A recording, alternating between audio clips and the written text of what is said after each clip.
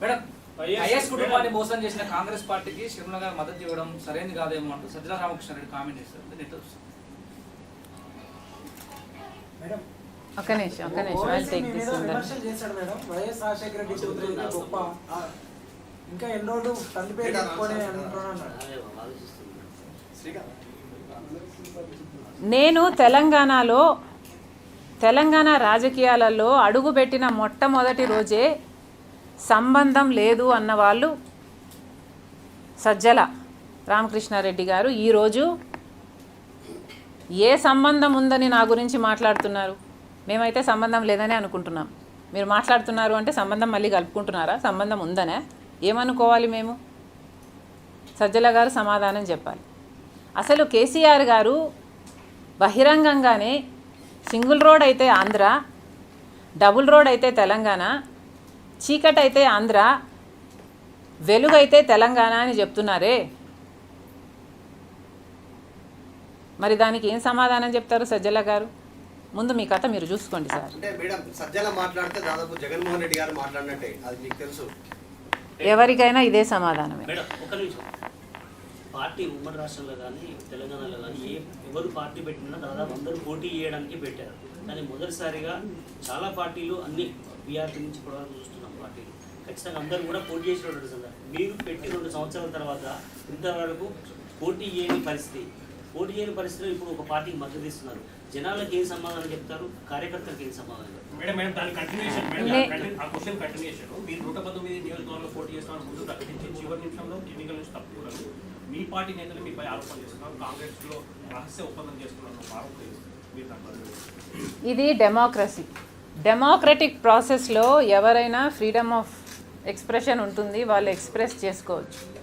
కానీ ఎవరైతే నా పార్టీ అని మీరు అంటున్నారో, నా పార్టీ వాళ్ళు నన్ను దగ్గరగా చూసిన వాళ్ళు, ఈ 2 సంవత్సరాలు నేను ఎంత చిత్తశుద్ధితో పనిచేస్తాను, నా మనసేంటి, నేను ఎంత వరకైనా పోతాను అనేది అన్నీ ఎరిగిన వాళ్ళు. ఐఎమ్ ష్యూర్ వాళ్ళు ఆరోపణలు చేయటం లేదు. మీరు చేస్తున్నారో మరి మీ వెనకాల ఎవరైనా చేస్తున్నారో నాకు తెలియదు.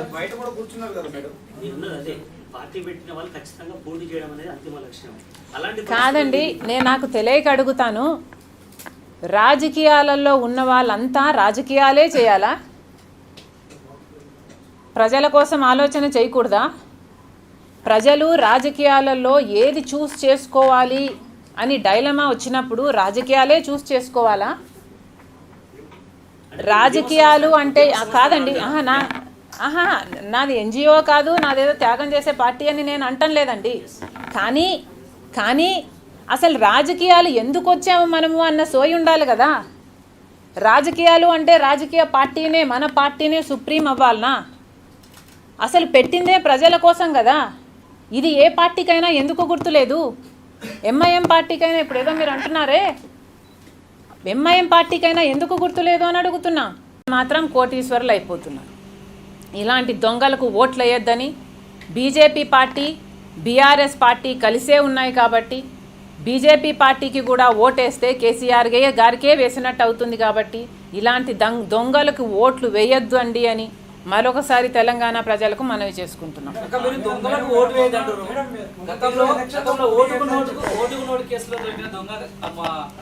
రేవంత్ రెడ్డి అంటూ బీఆర్ఎస్ పార్టీ పదే ప్రచారం చేసింది.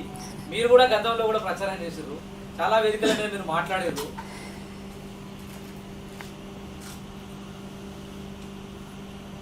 దొంగ అని నేను అంటలేను, దొంగలకు ఓటేద్దండి నేనంటే మీరు రేవంత్ రెడ్డి దొంగ అని మీరు బ్రింగప్ చేశారు. I'd like to bring this to your notice. Also ఆయన నేను ఎప్పుడో చెప్పడం కాదు, కానీ నిజానికి రేవంత్ రెడ్డి గారు సుప్రీంకోర్టులో కేసు కొట్టేయాలి అని ఇటీవల కాలంలో రిక్వెస్ట్ చేస్తే వీళ్ళు దోషులే అని సుప్రీంకోర్టు నిర్ధారించి కేసు జరగాలి అని చెప్పింది. సో దొంగ అన్న విషయం నేను చెప్పడం కాదు, సుప్రీంకోర్టు చెప్తుంది. ఇటీవలనే రేవంత్ రెడ్డి గారిని రేటెంత రెడ్డి అని ముద్దుగా పేరు పెట్టింది నేనుగా. సీట్లు అమ్ముకుంటున్నారు ఈ దొంగలు అని ఆరోపిస్తున్న వాళ్ళు వేరే ఉన్నారు. అన్ని పార్టీలలో దొంగలు ఉంటారు.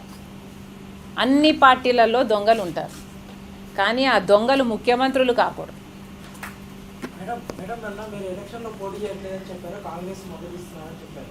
కానీ కాంగ్రెస్ నుంచి ఎలాంటి రెస్పాన్స్ లేదు. మనకేం తాగుడు తప్ప ఎవరు ఇంతవరకు పీసీసీ నుంచి కానీ ఎవరు మీకు థ్యాంక్స్ అని చెప్పడం కానీ మిమ్మల్ని కలవడం కానీ దీనిపై మీ అభిప్రాయం ఏంటంటే మీరు ఫీల్ అవుతున్నారా? నాకు ఎవరో ఏదో కిరీటం పెడతారని చేయలేదు.